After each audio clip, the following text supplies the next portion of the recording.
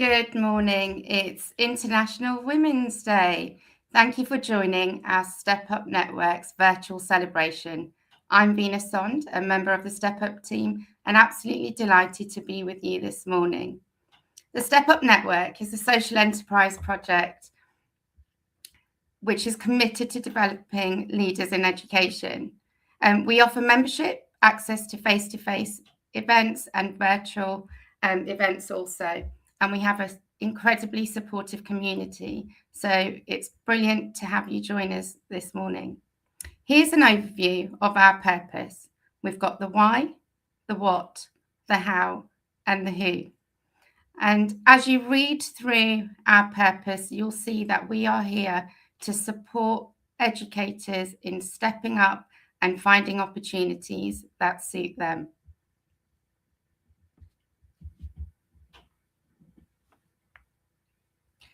Our vision, enabling educators to step up and lead, building a flexible, inclusive and diverse education system. Our core values are connecting, empowering and impacting.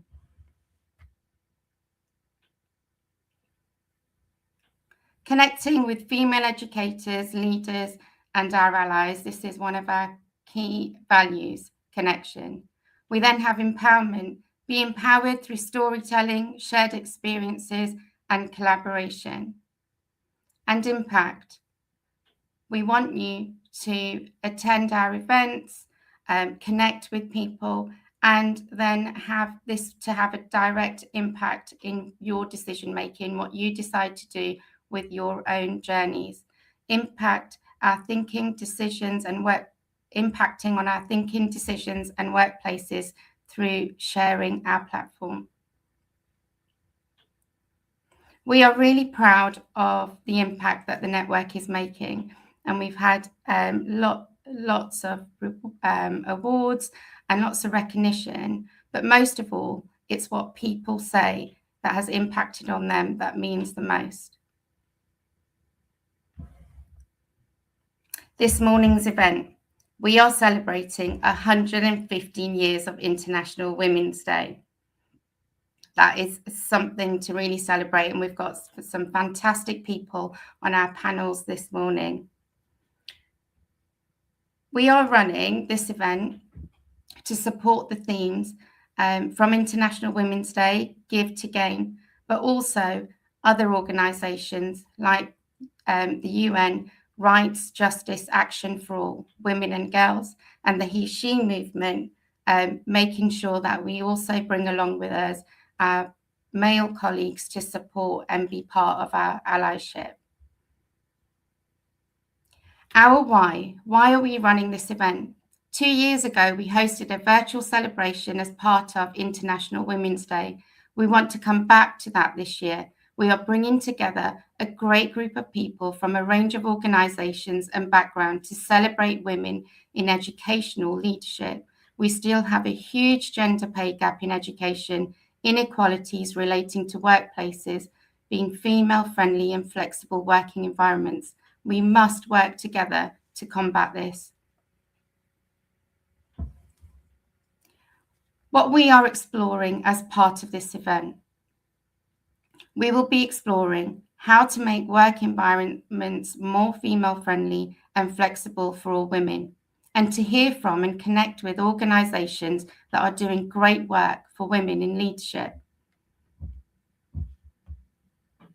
We'd like to say a huge thank you to our sponsor, the Institute of Leadership, that's not only sponsoring this event, but many of our events this year. Our hosts, we have Mabina Hussain and Claire Platt, and I'm delighted to work with them today. They are going to be co-hosting with me and leading on 2 panels. We have Mabina Hussain, who is an assistant head teacher for Raising Standards and has taught in London secondary schools for 18 years. Mabina is a Putting Staff First associate and is currently developing assessment in Key Stage 3 in her setting. In her spare time, Mabina pens spoken word, most recently published in Distributive Women by Women's Ed. We then have Claire Platt, she's a coach, a leadership consultant, and SIAMS inspector. She has had a career in education for more than 30 years and is a former head teacher, an executive head teacher, director of education, has worked for the local authority, and much more. She is passionate about enabling leaders at all levels in education to thrive professionally and personally. We have a number of contributors today who are going to be joining our panels, and I'm really excited to hear what they've got to say this morning. So, our schedule, our welcome and introductions. Our first panel will be led by Mubina Hussain. The theme will be empowering women in educational leadership. Our second panel will be championing women in the workplace, led by Claire. And finally, we'll have our call to action and next steps. So let's get started. Morning, Mubina. Hello, good morning. Good morning to everybody who's joining us. Okay, so it's over to me, I guess. So a huge thank you to Ben Hobbs, who is actually an ally and definitely represents he for she, for inviting me to lead on this, and a little bit of vulnerability for me. I'm being 10% braver. This is my first time doing it. So welcome to my panel, Joe and Vina. It's lovely to have you on. Can I ask you to take a moment just to introduce yourselves? Can I start with Joe first of all? Yeah, absolutely. Hi, everybody. My name's Jo Tompkins. I'm an Associate Assistant Head for Teaching and Learning. I work at a school in Birmingham in Yardley Wood, but I'm also Head of EDI for EduPulse. Fantastic. And what about you, Vina? I know you've kind of done introductions for everyone else, but can we hear a little bit about you? Yep, I'm Vina Sond. I'm a senior leader in a school in Berkshire. I've been teaching for over 25 years and been in senior leadership for about 15, I think now. I got involved with the Step Up Network about 3 years ago. Listened silently in the background for about a year and then just couldn't help myself, needed to get involved. And they have been an absolute support, really making an impact on my leadership journey. Yeah, absolutely. I think we can all echo that from the Step Up Network events we've been to. And one of the reasons I'm in leadership today is because I felt braver, and I was developed through Step Up and actually Women Ed as well. So moving on, let's explore our questions for today. The theme this year is Give to Gain, and we are all giving up our time on a Sunday to be here. So thank you for joining us. My first question, I think I'll put to Joe, if you don't mind. How have you been empowered or not empowered in your career journey to date? I love this question. So it's synonymous with agency and mentorship, right? This idea of empowerment. But I want to move away from the idea of mentorship and into the idea of sponsorship. So being the voice for other women in the room. If you've got a seat at a table, using your voice to empower voices of other women is really, really important. Creating this idea of soft skills being recognised as hard skills. I feel like that's something that we do excellently as women in leadership, leading with empathy and active listening, and being trusted to do that and trusted to build the systems and strategic structures within a school because of our sponsors or our mentors within the workplace. And I'm going to keep using that term sponsor as we move through, and people putting my name forward in rooms that I wasn't in yet has been really, really beneficial in my leadership growth, be that in Step Up and talking with Ben at different events, or in EduPulse with Chris and Adam, or with my mentors and sponsors at my school and my boss Lorna. I think that's really important, building that table, not just having a seat at it. Okay, and I think what I'm really hearing is empowerment there. Joe, was there ever a time where you felt not empowered? Could we lean into that a little bit? Yeah, absolutely. As women, we have this, people assume that we want the emotional labor of nurturing people, and often we're put into positions where we're given maybe the most challenging parental complaints to deal with, or we're pigeonholed into that a little bit.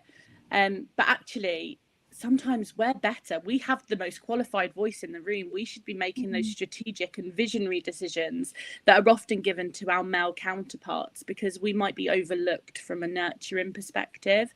And sometimes our voices aren't heard unless our male colleagues repeat what we say, which can feel really disempowering. And that does happen. And we're breaking through that. And this is an excellent way to do that. Thank you. Thank you for that contribution. That has definitely left me with takeaways. Vina, over to you. How have you felt empowered in your career journey, and possibly not empowered along the way as well? Most certainly, the recent empowerment has come from me taking the time to really connect through networks that I feel aligned with. And I've mentioned the impact of Step Up, but there's been other organisations too, and we're really fortunate in today's education climate that there are a lot of platforms to go to, a lot of networks that you can connect with. But when you find groups that really align with you, it's an opportunity for you to listen, to learn, and be able to share your voice, which then has an impact on what you do in your day-to-day job and as you grow as a leader. And I credit my very recent achievements really to people that I have connected with. And when I've attended face-to-face meetings, virtual meetings, networks, I've been really blown away by the people that I've met. And Mabina, well, you might blush, but you have been one of these. And just to connect, sit back and listen to people who are so authentic made me realize that actually it's okay to be like that, to be honest, to really tell the story of what education is like for women in leadership now. And it really has impacted on my direct practice, because I'm far more attuned with creating pathways for people I work with.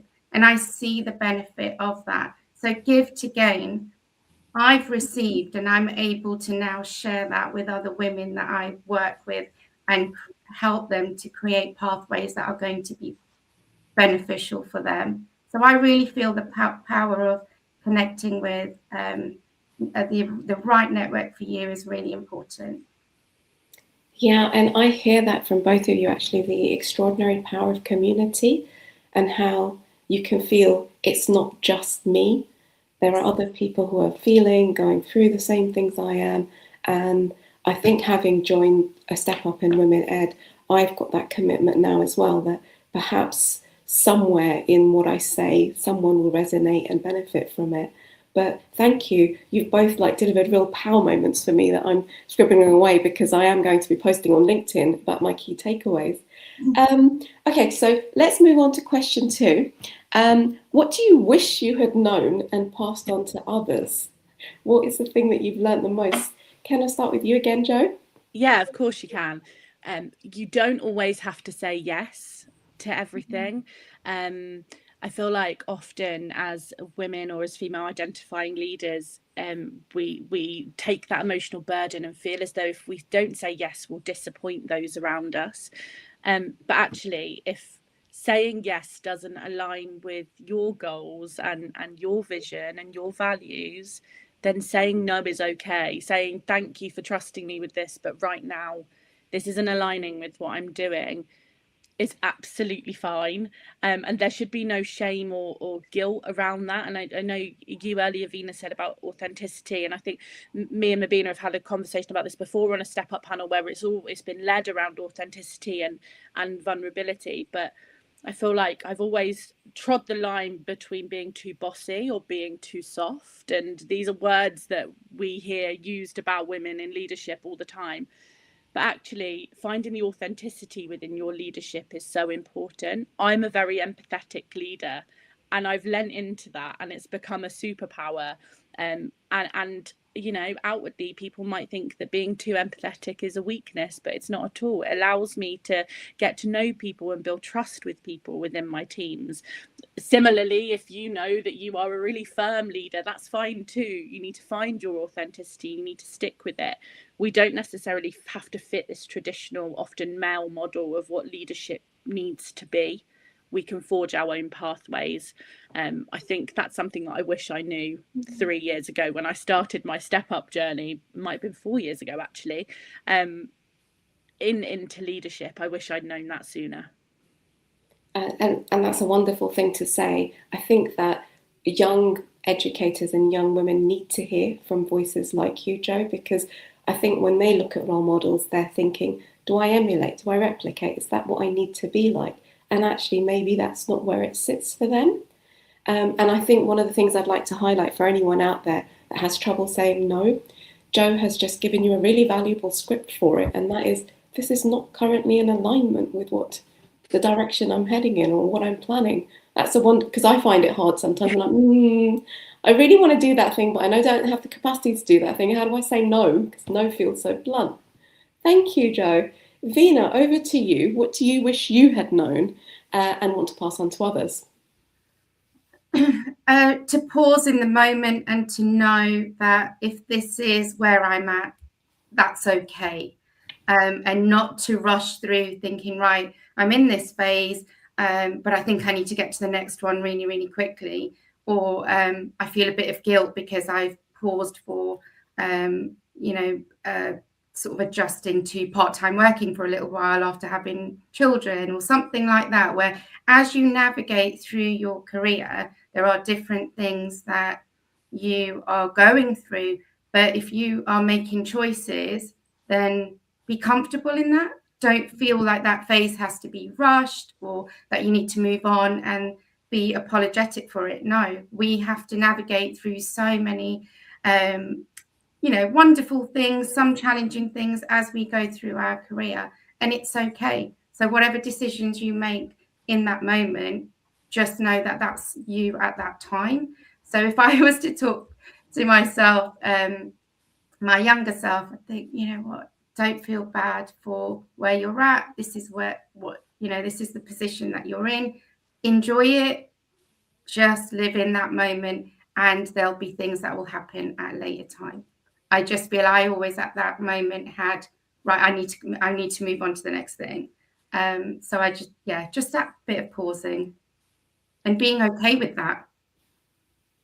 I really am leaning into that reflection a lot, because I think that a lot of us feel like perhaps we're on a treadmill and that somebody else has got the controls. No, they don't. We've got the power to press the pause button at any point. And I'm loving the comments actually coming in from people that are listening. Taraj, thank you so much. And the LinkedIn user whose kiddos are asleep while they're watching.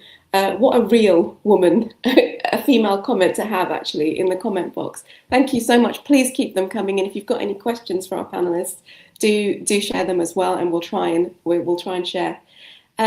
Right, on to question 3. So this year's International Women's Day theme is Give to Gain. What is the call to action you wish to see others perform? And just to keep you on your feet, Veena, I'm going to ask you to go first. Thank you. I often hear colleagues who say they'd love to do some work outside of their day job. They'd love to read more, or they'd love to attend networks, or they'd love to attend webinars, all those things, but they don't have the time. When I think about what's really helped me in recent years, it has been setting aside that time for me. And that's giving. So when I'm talking about giving initially, I'm talking about giving to myself, nourishing myself with what I need.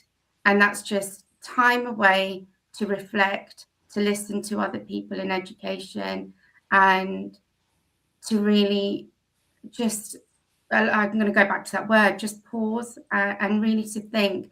And I wish that I could take other people on this journey to step aside from that mind block that we don't have time. But, even if it's 20 minutes in a week, an hour every fortnight, just something because I really do think that when you give yourselves that opportunity to connect, to reflect, you really are nourishing yourself. So you then receive that gain, you gain from that. What I'm able to do, because I'm very much making sure that I do give myself that time, is I'm then disseminating bits of information that I'm learning to others. So I'm then giving, and hopefully others are gaining. But I do really urge others out there who find it difficult. And I mean, everyone here on this chat is here because they are putting that time aside, and that's brilliant. But wider than that, you know, just that opportunity to reflect and to learn. Thank you. Thank you. And Jo, over to you. So just a quick reminder of the question. What is the call to action you wish to see others perform? I wish to see others perform acts of sponsorship and mentorship for younger female emerging leaders, male colleagues, female colleagues, saying the young female emerging leaders' names at the table, giving them a voice, giving them credit for the things that they have spoken on to you in meetings, not accidentally taking that credit yourself, being really mindful of their journeys as well as your own. I need to take a little bit of Vina with me, I think, and remember to give back to myself and give myself calm, and give myself things that I enjoy so that I can give to others as well. And I do think everybody needs to do that too. Yeah, and I think what I'm hearing from both of you is actually the sense of the person beyond the job. Like, we can't surely be defined just by the job. And education is a really demanding sector to be in. And I can echo what Vina and Jo, both of you, are saying. And I felt like I've had moments where I've worked in small communities, which are essentially schools, and you don't think there's anything that exists beyond it. And that's because I've limited my range, my scope, because I'm not stepping out. I'm not actually visiting networking events because I'm tired, or I'm telling myself I don't have the time. And actually, I still hear people in rooms when I say to them, oh, I'm going to a networking event, they're saying, oh, but that's work. And I'm like, actually, it's probably the most battery recharging bit of the work that happens. And I think what you're both saying is give yourself permission. And also, I really love the point that you mentioned about young emerging leaders. Like, they really need nurturing. They're not going to get it right. They're not going to be the finished article. But if we're not breathing belief into them, then where are our future leaders going to come from? I really love that point. We actually have a question that's coming through from our LinkedIn users, which is, how can we ensure that this is something we think about 365 days a year and not just on International Women's Day? So I think it's female advocacy we're talking about. Jo, what do you think? I feel like, I know we're not there yet, but female advocacy should be something that's built into our systems and our structures, which just isn't there yet. I think raising our voices within our senior leadership teams, ensuring that our communities are equitable and they are diverse, and we are hearing from a range of voices within our workplaces, ensuring that our staff body looks like the communities that it serves, and everybody's voices are heard. I think that looking at research that isn't just from, straight white men, hearing other voices in the educational landscape and taking time to do that, and informing your practice based on that, informing your CPD structure, informing your teaching and learning briefings on that. I think just ensuring that that's at the heart of what you're doing is a way to make sure that it happens every day in a year, not just on International Women's Day. Yeah, truly being inclusive. I think really seeing and looking at your organisation and thinking about how can I make it happen every day. Vina, what about you? How do you think we can make International Women's Day happen all year round? Similar to what Jo's saying, really building a culture where that is normal, that you're having these considerations from senior level, your even local authority. There are opportunities to discuss and support women in leadership and women in their roles. So I think this is a really good question, because it makes us think beyond today, but what we're going to do every day in our practice, and how we're going to build that into our school systems. But it's through building that culture in schools. Mm.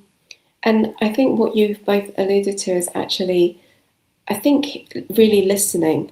So I work in a setting with a female head teacher, and there's a quote that resonates. She said to me, and that was that when my children were younger, I could never take days off to pick them up from school or go to nativity. But what she does is extends a huge amount of generosity to staff that put in requests for that. And sometimes I wonder if I had a male head teacher, they would have that insight in the same way. So I think the he for she allies are really important. And this is a common question that gets asked to women ed. Are men allowed to be part of this organisation? Can men do anything to help? And actually, I'm going to just respond to that viewer's question by asking you both another question, which is actually a follow-up one. Allies in this space are called he for she. I named one right at the beginning, Ben Hobbis, and I can name others as well that have said my voices, like Joe you mentioned, in rooms where they might not have been mentioned otherwise. Is there anyone that you would give a shout out to that has been an ally in that way? Joe, can we start with you? Yeah, absolutely. Ellie Ellis-Bryant, who's our assistant head of our Christian distinctiveness, Lorna Patrick, who's my line manager, she's our deputy head of curriculum, Samira Roberts, who's our head teacher, as my female leaders, and then Chris Passy and Adam Colbeck as our directors of EduPulse. I know they've spoke my name in rooms where it would not necessarily have been before. So thank you for that, guys. And which other got shout outs, you've got to link them in now. I will, don't worry. Vina, what about you? Well, yes, definitely Ben Hobbis from the Step Up Network, but then so many others as well who are part of Step Up organisation. We've got Adam, we've got so many others, we've got speakers that have joined us through the network, like Patrick Cozier, and there's so many others. And in my day-to-day work, there are lots of men who really do understand and really do support, but I think there is still gaps and there is still work to be done. So I really hope that these conversations continue, because there's room for change. I'm so sorry, when you're talking about that, my question cards kept falling over, so I'm sorry if you can hear that in the background. Yeah, there is a lot to change, and I do have we've got sort of 10 minutes left now, and I just wanted to ask one question. So I think that some people sometimes that log into these events or are watching incredibly powerful women like you, Vina and Joe speaking, think that, oh, I could never be that person, I could never reach that position. What would you say to women that are sort of sitting here listening at perhaps very early stages of joining our networking community or even the sector? Vina, should we start with you? Okay, thank you. I've learned, I've said I've been in education for over 25 years. My biggest learning has happened in very recent years, and that is to be myself and to be confident in what I believe in my values and my absolute core beliefs. And it was through the reflection work that I've done, it's through coaching with Patrick Cozier, it's through all the interactions I've had through the Step Up Network and BayMed, that I actually, really had an opportunity to feel confident in myself and think, no, actually, what I believe in is really significant and important. And very recently, I went for my a promotion, a new role, and I managed to get through, and I've secured my first headship. And I really, really, truly believe that when I walked into that interview, it was a different me. It was a me feeling very secure in who I am and what I can bring to the community. And that was not a way that I'd stepped into an interview before. When I'd stepped into interviews before, I really had thought, what do they need? What am I going to show that I can do that aligns with them? And it was, yes, you need to have some of that. But actually, this one, just before half term, I went in very, very authentic, very honest, and that was successful for me. But I could not have done it without learning from other speakers, from other absolutely inspirational men and women who helped me to find my voice and to know that it's okay just to be me, because that's, I've learned a lot and I can bring a lot to the table. So, yeah, a real journey. And if I was to empower or impact on anyone else, it really would be give yourself that space, find out what you can bring, and go out there and go for what you want. Wonderful, and a huge congratulations. Well done. Yeah, what a moment. And I think that is what is wonderful about this community as well. When somebody steps up, when they win anything, we're all cheering you on. Jo, what about you?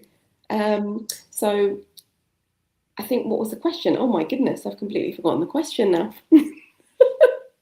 It was something along the lines of, if somebody is in our position, how might they step up?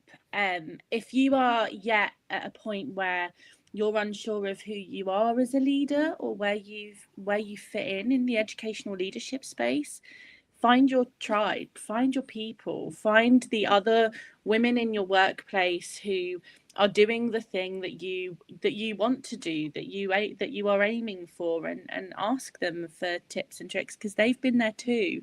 And working with them to find out your leadership style is just the most empowering thing that you can do. But also go to an event, go to a networking event. We had this conversation at the last Step Up panel that we did, Mabina, where people were asking, how do I get up the courage to go with a friend, or just go by yourself. You'll meet people there. Go to a Step Up event. Everybody's always really, really friendly, and just hear the different voices and the different journeys and the different things that people are doing in their workplaces, and just get inspired and ready to step up and move forward. And that's what I think all of us did in this panel, as we went to our first event and we were inspired to take the next steps. So yeah, step up, step out. Yeah, and I echo what you're both saying. I've been there. I've hesitated to turn up. Then when I've turned up, I've been that silent person in the room. And actually, I think it was 2 years ago, I did my first panel for Step Up. And I actually remember feeling physically sick before I came on screen because I was so nervous about speaking. So we've all been through this to arrive at this point. Today, I'm hosting for the first time. So there's lots of firsts. And I think that Diana Asaji says this: if you weren't scared, what would you do? What is your dream? What is the thing that you would actually do? And I think, lean into that, because that's your authentic ambition. Lots of comments actually about women's health, and I know that's been big on the agenda with the new white paper that's come out, and about people leaving corporate careers for children.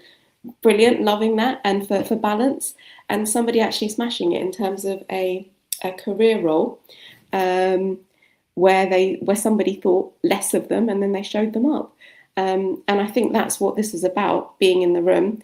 And I've got just a tiny story to share about that.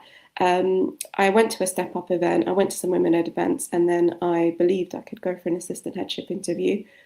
Unbeknownst to me, when I was offered the role, there were 43 other candidates. But I remember this moment in the interview. It was a goldfish bowl task. and we were all being observed.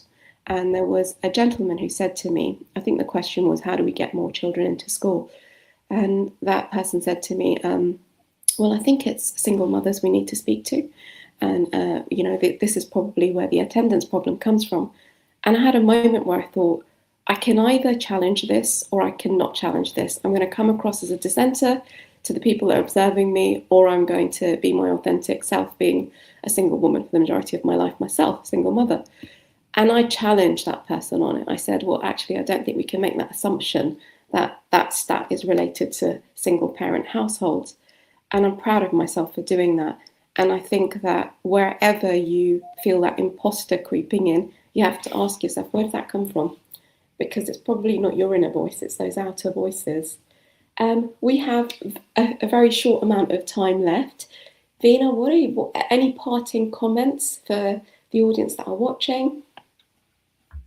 I'm just having a look at the comments here, and we've got a LinkedIn user, Mabina. Do you mind if I just read this one out? I talked myself out of interviewing for my dream job all the way to my interview for it. Then I heard them laughing with a person interviewing before me, and I was like, damn, I'm not going to get it. Turns out she was a PD3, and I got the PD2 role. She's now my best friend, and I can't imagine life without her. And this is a little bit of what you've just said about the imposter syndrome kicking in. Do we need that voice there in that moment? Sometimes we allow it in, and it really doesn't need to be there. And I think as women, as aspiring leaders or leaders in education, when that voice does creep in, sometimes it can spur us to be a bit stronger, to push ourselves, to build our resilience. And I really would urge people to look at it in that way, that, okay, that voice is challenging me. I'm building resilience, and I'm going to find ways to now shun it away as I step forward and do what I need to do. And I think as we do that more and more, we do build up strength, and then we're able to manage those situations even better. So know that voice can sometimes be there in the sidelines, can creep in occasionally, but use the resilience that you build all the time to then manage it. Yes, absolutely. What about you, Jo? I'm going to come back to something you said, Mabina, is what would you do if you weren't scared? If you weren't scared, what would you do? And that will lead you to what you want and what your heart is calling for. And I think that's a really powerful message to lead with. That's something that I'm going to take away with as well. So thank you, Mabina. No, thank you. And thank you so much, Veena and Joanne. This has been such Joanna. Actually, Joanna, I'm not sure if you prefer being called Jo or Joanna. Oh, I definitely prefer Jo. Normally, my mum only calls me Joanna when I see her and I'm in trouble for something. So Jo works well. It's been an absolute pleasure talking to two firebrands, and I've got one tiny bit of advice for anybody out there who's telling themselves they're not good enough for whatever reason, and you don't have to do it in the way I've done it. And that is that I have affirmations written on my mirror, because the mirror is the thing I usually look at in the morning. One of them is, I look so damn fine. Whenever I'm telling myself I'm having a wobble about what I am or not, I'm not looking like. And the other one is Diana Asaji's comment about, if you weren't scared, what would that dream be? What would you do? Because it's the fear that's probably holding us back. This has been a really wonderful discussion, and what we are going to invite people to do in the comments is to make pledges. So my pledge to everyone and anyone I ever talk to is to be 10% braver, which is the Women Ed motto, because it's not scary to do something that's that tiny. It's just be 10% braver. Do you have a quick one, Jo, for anyone? I always tell myself to be 10% braver. So I feel like my new pledge is, if you weren't scared, what would you do? And I'm going to go and write that on my mirror after this conversation to remind myself. Great. So people in the comments, what are your pledges? Veena, have you got a pledge, or are you going to keep connecting? So if you need to do that, find a body to connect with. Yeah. Okay, thank you everybody for joining us. It has been a wonderful conversation. I believe I'm about to be exited out of the room. So have a lovely weekend, everybody. Thank you, Mabina. Thank you. Oh, what a wonderful discussion there with Mabina and Joe. I thank you to everyone who has been submitting comments and putting in questions, both on social media and through the live chat here. So really appreciate that. We are now going to go to Claire Platt, who is going to begin our second panel for this morning. Morning, Claire. Good morning, Vina. It's lovely to be here. I'm really excited to celebrate International Women's Day with all these fabulous women today. Lovely. Can you introduce the theme for your panel, please, and your guests? Okay, that would be great. So yes, the panel that I'm hosting today will be thinking about championing women in the workplace. So we've thought a lot already about women in education. We're going to open it up for other women out there. We've got lots of other women from other sectors actually commenting in the chats, which is great. So yeah, I'm really looking forward to speaking to Helen Clare and Hannah Jensen, who I think are going to be joining us shortly, which is fantastic. Okay, good morning, Helen and Hannah. Good morning. Okay, I'm going to invite you, if you wouldn't mind, to introduce yourselves. So first of all, over to you, Helen. Good morning. Tell us a little bit more about yourselves.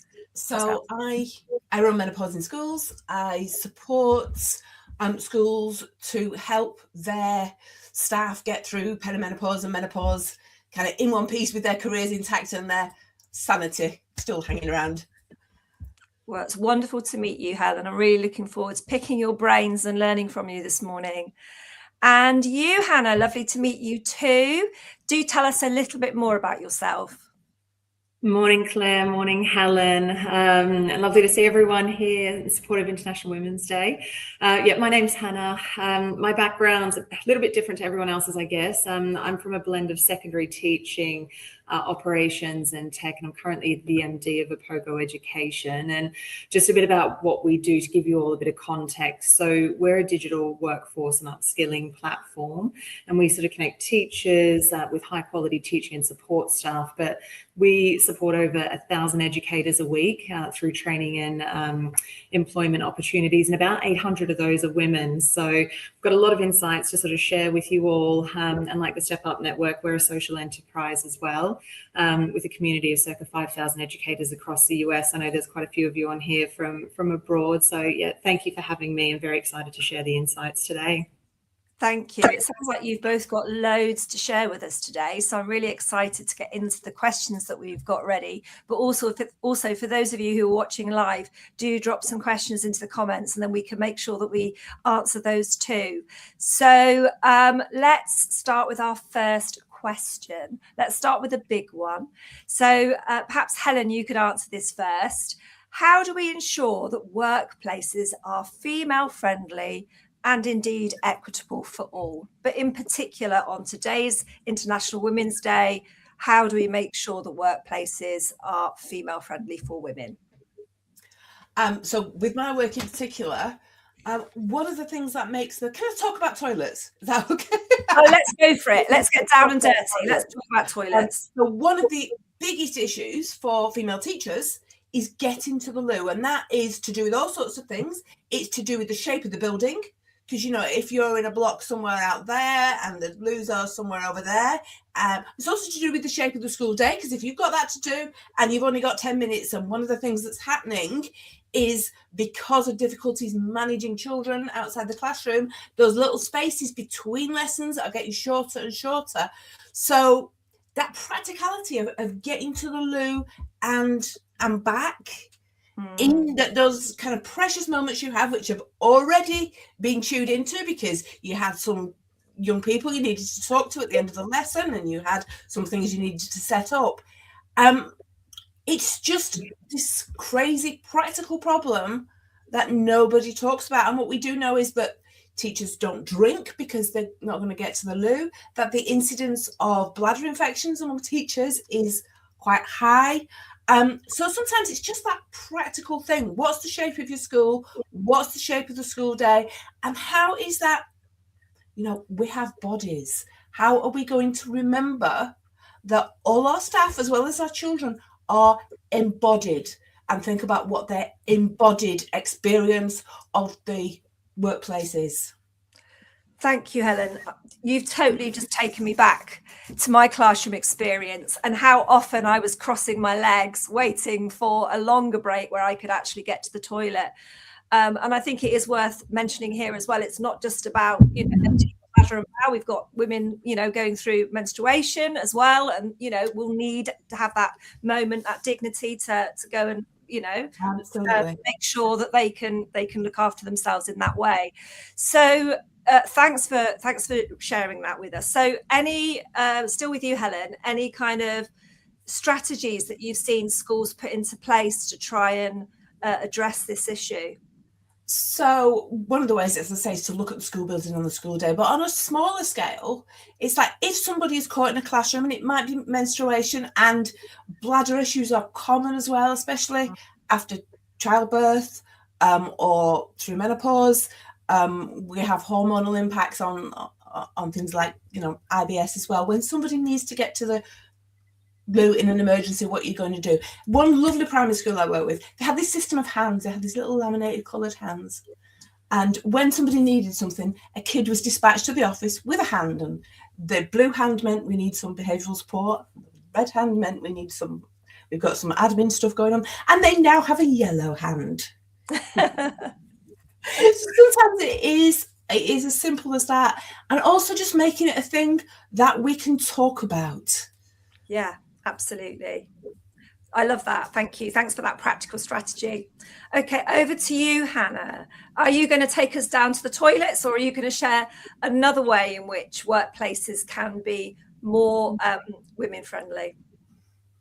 Yeah, and it's funny you've just touched on toilets. First of all, Helen, I was at lunch yesterday with two teacher friends, and one of them, when they went into a supply booking, they were basically told, because they were breastfeeding at the time, oh, just go into the toilet and do it. And, it's just, that was from sort of a male head teacher, and just not understanding that actually a toilet may not be the most appropriate place to, extract your milk, while you're trying to get back into the workforce. So, those barriers still exist. And I think a big part of it is, educating, the senior leadership teams at times in terms of how we can make those workplaces sort of more equitable for women, especially those returning to the workforce. I think because we sort of support, women into roles, whether it's a teaching assistant, ECTs, mums returning to work, and also women at the tail end of their career. The big thing is around flexibility. And I think it was something like 9,000 women in their 30s left education in 2023 because of a lack of flexibility and a lack of accessibility because they've gone off to have children. So I guess it's around our platform provides an accurate journey time. So actually this role is only 20 minutes away from home, so you can get there to do the pick up and drop off. Transparency is really important in terms of what job are you actually accepting here, what's expected of me. And I think removing that bias, and I think technology is playing a big part in that. It does remove that entrenched bias around, well, this is the way we've always done it. This is sort of who we know. But actually with the platform, it can focus on qualifications, availability and experience instead of going down those old traditional routes into employment. So certainly flexibility is the big one for us to make that more accessible for women.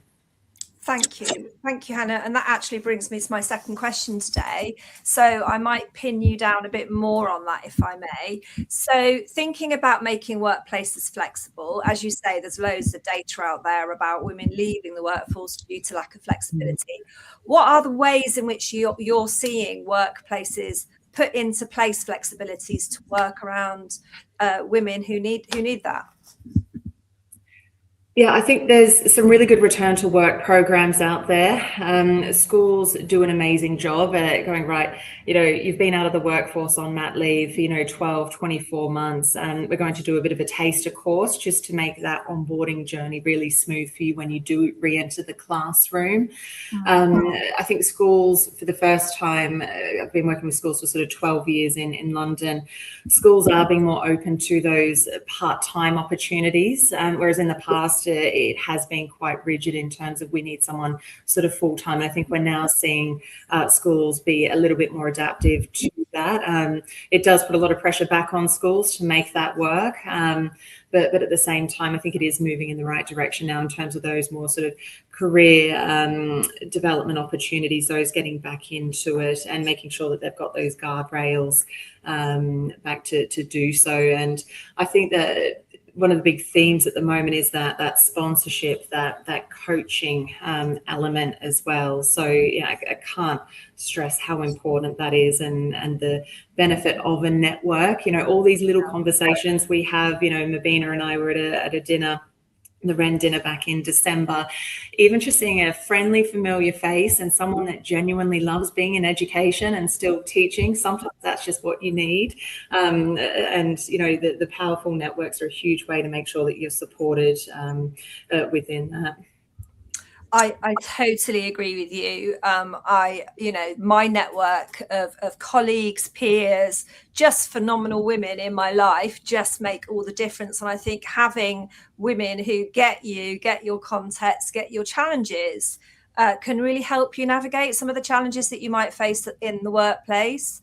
But I'm going to come to you, Helen, and your cat to find out a little bit more about your perspective about how workplaces can be more flexible for women and indeed others who need that flexibility. Yeah, I mean, obviously, I'm working with a lot of women going through menopause. They're quite often got positions of responsibility. So one of the things that we have to ask is, can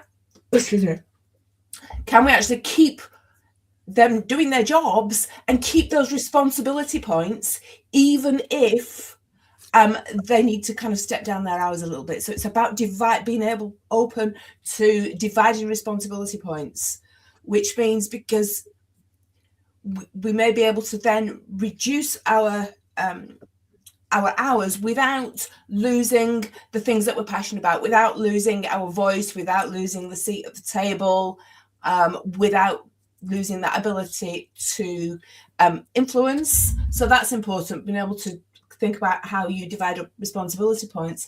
But other things are sometimes important as well when people are dealing with difficult menopause symptoms. It's how that might impact on timetabling. For example, if you've got somebody who's kind of got a monthly problem, how do you kind of go, well, how can we protect their time during that week? Which often happens, particularly with hormonal migraines, which can get much, much worse in perimenopause. We might have somebody like me who kind of goes, do you know what? My bladder is just really rubbish before 10 o'clock in the morning. How can we protect that time there? Sometimes it's about letting people get off site when they have, non-teaching responsibilities, because in particular, when people are struggling with brain fog, one of the best things you can do for it is just have a change of scene. The brain responds so much better to a change of scene. Or can we allow them home on those days when they're sitting on a towel? It's the little practical things like that, as well as the big headline one about how we keep our responsibilities. Thank you. I love all of those ideas that you shared. And I hope those people on the screen who are in line management responsibilities are, considering ways in which they can offer those flexibilities for colleagues within, obviously, the context of their own workplaces. Okay, so let's think about the benefits then. Let's wave a magic wand. Let's try and get these changes in place in workplaces. Ladies, where you've worked with workplaces who have taken this seriously, who have put those flexibilities in place, what has been the impact? What benefits have you seen?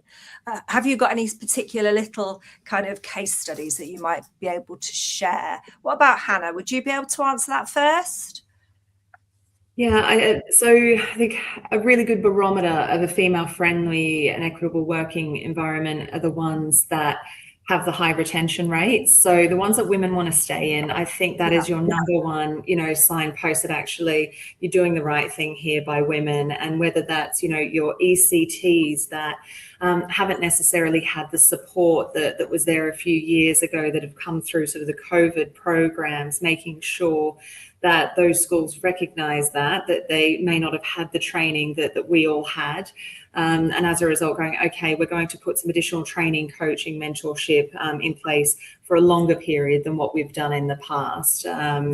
As sort of, one example, looking at, again, mums returning to work, or those on a supply basis at the school. So we work with a lot of teaching assistants. Many of them are mums, and they've got the care commitments, and often they're sidelined as part of the gig economy because that's just the way it works for women who take on the majority of that load.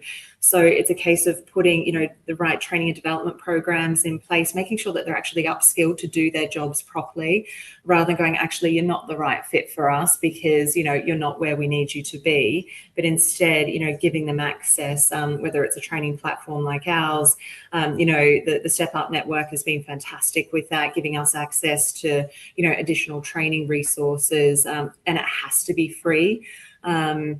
I think that's one of the big things we've noticed with our workforce is a lot of teaching assistants are paid the minimum wage or not far off it. They cannot afford a £2,000 sort of teaching assistant course. They just simply can't afford that. It's either choosing to put food on the table for their family, managing returning to work on close to minimum wage, or an upskilling course. I think it is really critical that we offer free resources, and companies that operate in a social enterprise aspect are key to that. A lot of these women just don't have the funds to provide that, core development for themselves, because it comes at a cost a lot of the time.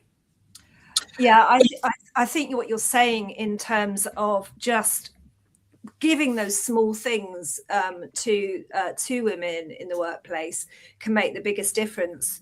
Certainly in my inspection work, when I ask people about why they, where are the schools with a high retention particularly, it's because the workplace are just making those little tweaks. They're being flexible around policies in terms of, letting people go watch their children at, their Christmas nativity. They're being flexible around compassionate leave when it's needed. But as you say, putting in that quality training and investment in people, all of those small things add up to a really great culture where women just want to stay in that workplace. So thank you for sharing that, Hannah. So Helen, what benefits have you witnessed where organisations that you've worked with have been making these changes for women and girls? I think it's largely about being able to keep those people in their jobs. I talk to so many menopausal teachers and often teaching assistants who've just gone, do you know what? It's not worth it. Nobody's listening. Nobody's making adjustments. This is just too hard, and they disappear. Yeah. And these are people who are absolutely crucial to the lives of schools. Very often they're the people that have been there ages. They're the people that are supporting younger staff. They are doing a lot of kind of unofficial, they are the unofficial glue that holds the school communities together very often. Very often they are the teaching assistants. They have these incredible relationships and intimate knowledge of what's going on with these particular children. So you lose them, and you lose a big chunk of what is holding your school community together. Yeah, absolutely. It's not just the loss of a member of staff, it's that knowledge drain, isn't it? That shared, cultural knowledge that really knits a community together. And I've shared on my social media posts before that the menopause was a big reason why I left my director of education role. And I handled it really badly. In hindsight, I handled it really badly. I didn't look after myself, which led me to burnout. So it's, menopause is a really, significant factor in the lives of women at work. And I wish if I had looked after you know, myself better, and I'm sure my workplace would have provided that support, but I was being very dismissive. So what about awkward people like me that were just brushing off the sleepless nights and the, you know, the hot flushes and all of that? How can you support them? Because I was being, you know, I'm fine, I'm broken. That's what happened. So this is about how we raise the conversation in the whole school. How, first of all, how we make it permissible in a school to have needs. You know, schools can be quite macho cultures because it's tough. It is a tough job, and we're used to toughing it out. So yeah, we just go, yeah, we can do this. We're tough nuts, but that's fine. So I think we have to have a school culture that makes it permissible for people to go, this is tough, I need help. And that needs to be modelled from the top up. It needs to be there in your policies, but it also needs to be there in your everyday conversations. What is tough? Are we talking about things like menopause and menstruation and mental health? Are we just talking about that all the time and making it clear that actually being vulnerable, having difficulty, seeking help is just the normal thing that we do? Thank you, Helen. I know you're so right, but I also know it's so hard. When I coach leaders, the thing they find the absolute hardest is expressing that vulnerability. And I was absolutely there, you know, actually saying, I'm not okay, actually. I am sleep deprived. I'm becoming anxious. You know, my imposter syndrome is rearing. I don't know how to have this conversation, you know, and especially perhaps if line manager is a male, you know. So how do they, you know, let's use a women-ed phrase, how do they become 10% braver, Helen, so that they can voice those vulnerabilities and get the help that they need? As individuals or as a school? I was thinking about individuals who need help from their workforce due to challenges they're facing.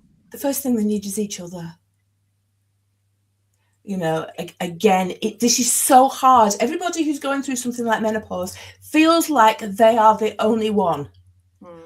Look in the school staff room, you are clearly not the only one. So the first stage, I think, is to reach out to each other and have the support of each other, because otherwise it's so hard to do it alone, which is why things like, you know, I go into schools and I do workshops. It's why support groups are so useful. So the first stage is to have each other. And then you're in a position to talk about what you need and start to formalize that in terms of a request. So absolutely. First job, connect to each other. Helen, I love that. And I just wanted to share with everyone an amazing comment that a LinkedIn user has sent in on that theme. So this user has said, my strong community of amazing women have put me back together as a teenager when I was dealing with suicidal ideation and complex PTSD. They supported me through college and they propped me up through law school and marriage, children, divorce, and most recently night terrors that kept me up for 3 weeks. The amazing women I've met through my life are the ones who are saving me every time and reminding me who I am. You know, that's so powerful, isn't it? But that network of women that we've talked about, Hannah was talking about earlier, is just so significant. So, Hannah, I haven't asked you about how, you know, does a pogo, or do you have any advice for those women who are finding it difficult to ask for help as women in the workplace? Yeah, I certainly can speak from, you know, a first-hand example when I was teaching in the UK, and it was a real mental health struggle. Like, I actually started losing my hair because I was just so anxious that I was not doing a good enough job, because I'd come from the Australian education system to the UK education system. And I just had a lack of sort of, I think, mentorship within that role that's so essential, knowing who can I actually go to. Often it's just as simple as that. Who is my person in a school? And I think that was really evident when I was, you know, teaching in Australia. My mentor was going through menopause as I was doing my final placement, and she would, you know, she was great. She'd be like, Han, I'm not going to be able to make the first 10 minutes of this lesson. I'm just having a hot flush, doll. And she would step away. And it was great. And, you know, it was just that honesty, that vulnerability. And I think I've certainly taken that with me now, and we need to know who our person is in the workplace, to go, who is that safe person that I can go to? And it may not be someone in senior leadership, it may be someone that is sort of working alongside you, but just knowing that person as a first point of call, so it doesn't get to that crisis point, because by that stage, which is like what happened with me, it was just too late. And that's when, we end up in this retention sort of cycle and spiral that people start to leave, because, we don't see it, we don't hear it being spoken about. So we think, oh, that's just a me problem, I need to figure this out myself. But actually, if you've got women at the front, like I talk about my mentor, very open, honest about it. And, that was the first step for me to go, okay, this is all right. I don't need to have all this figured out. It's okay to say that this is happening with me today. And it's, I think. Oh, sorry, Helen, were you going to interject there? No, I'm fine. I'm just about how I was able to nip to the loo and trust you two to hold the fort. I know, we've got it, Helen. We've got it. Don't worry. I've just been reflecting, listening to both of you about the importance of allyship, actually, and we've been talking about he for she, but actually we're talking about she for she too. I think we need allies of both genders. So let's think about allyship. So in particular, so I've been having conversations with my female network recently about how sometimes male colleagues really want to help, but they don't really know how to go about being a male ally. They're perhaps worried about saying the wrong thing. How can we support our male colleagues in schools and other workplaces to be allies, but also maybe let's broaden that out. How can we encourage other women to support one another through these challenges so that the workplaces can be super women friendly? So Helen, over to you. So obviously in terms of menopause, a lot of men find it really quite embarrassing. And that's an issue. So the first thing we ask them to do is to kind of deal with their own embarrassment and get used to having first of all, have the conversations with women who are comfortable having those conversations before you find yourself in a position of having that conversation with somebody who might be in distress. So that's the first thing. But also 99% of that conversation is going to be you listening and you asking open questions. And actually, you're not being required to be an expert on menopause.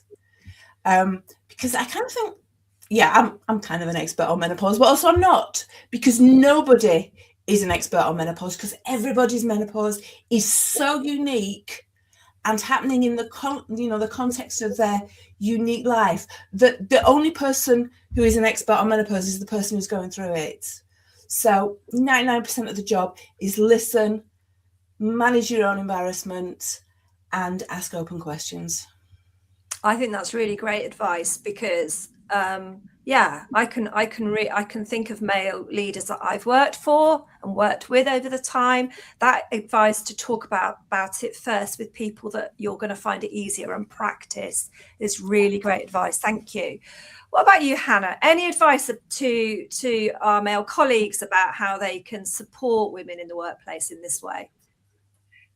Yeah, I think it came up on the earlier panel. It's how do we make, International Women's Day not just a once a year topical thing that's great for social media and, the school or workplace's brand. DE&I is not just a buzzword. It has to be embedded across the culture. It has to be embedded in everything from hiring, from onboarding to that training and development piece. It is something that needs to be sort of spoken about. And at these events, it was actually my colleague Connor who brought me to the first Step Up Network event. And look, a lot of it is an education piece for ourselves and our male colleagues. And sometimes it does take a different voice to get that message through, which is why events like this is, inviting other people, because, we're all teachers.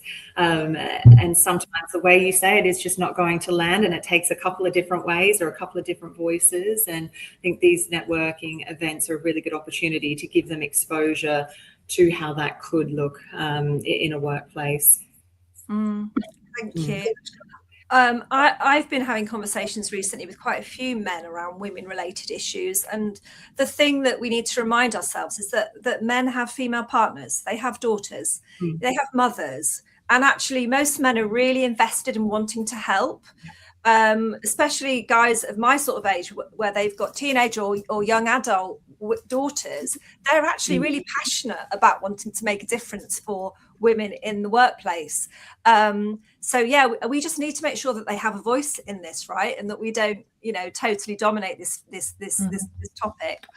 Okay, so let's think about the International Women's Day theme of giving to gain. So what is the call of action you would love to see other people perform around give to gain? Helen? Honestly, just go and start a conversation about menopause. Whoever you are, even if you think you've got years to go, and honestly, I can promise you haven't got years to go. It always happens earlier than you think.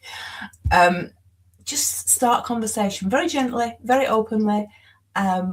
Ask the question, see if you can just seed that little conversation about menopause. Okay, thank you. And Hannah, would you have a similar advice, or have you got some other ideas? In terms of, giving advice, especially because I'm working at the intersection of tech and education, and, I am working in a male-dominated sort of sector now, which is sort of the opposite to what I've sort of grown up with. But I think for women, my advice is don't wait for that perfect moment in your career. Men are naturally more likely to take a risk. Women are more risk averse, and I think a lot of the time we wait for that perfect moment, and it was touched on again in the earlier panel, I didn't think I was good enough to get that job. But men are not thinking like that. So just go for it. Don't wait for that perfect moment, and you might surprise yourself. Okay, thank you so much, ladies. It's been so great speaking with you today, and you've both got such great wisdom to share with everybody. I believe Vina is joining us again to wrap up the event. That time went by just like that. So thank you so much for your contribution. Thank you. Thank you so much, ladies. Thank you, Claire, Helen, and yeah, it's just absolutely brilliant to hear what you've had to say. My pledge, I want to make sure that I am that woman, the person to go to, and going to make sure that these conversations are happening. Brilliant morning. What a lovely start to the day. What next? What do we do? How do we follow this? What I would urge you all to do is to get onto social media, to amplify this event, share the recording, and put down your call for action. What are you going to be doing next with the information that you've gained from the questions that have come up today? And do share on the Step Up Network platforms that are shown on this slide here. But really do have a think. What are you going to do next? It would be fantastic to hear your comments. Really helpful. Thank you. We have lots of pledges that you can look at on the Women's Ed platform, on the Step Up Network, and also on the International Women's Day website too. So you can think of your own, or you can have a look at what others are sharing too. So we really look forward to reading those. What's next? We have lots of Step Up events. Thanks, Ben. If you could just go to the next slide. Lovely. So what's next? As you've heard, the Step Up Network offers lots of face-to-face events, webinars, CPD opportunities, and celebration events, virtual and in person throughout the year. So there's some dates here. Please do join us for any that you can attend, and do share these with colleagues at schools and through your other networks as well. Really, as I've said throughout this morning, networking is absolutely key. It is about nourishing yourself, giving yourself time to reflect, to connect with people, going back to our Step Up values, to connect, to be empowered, to empower others, so that you can make impact for yourself and for others as well. It's been an absolute pleasure, a really fantastic morning. Thank you so much to our co-hosts and our panelists and everyone who has joined online to listen, to reflect and to connect with us. It's been an absolute joy. Enjoy the rest of your day and happy International Women's Day. Bye, everybody.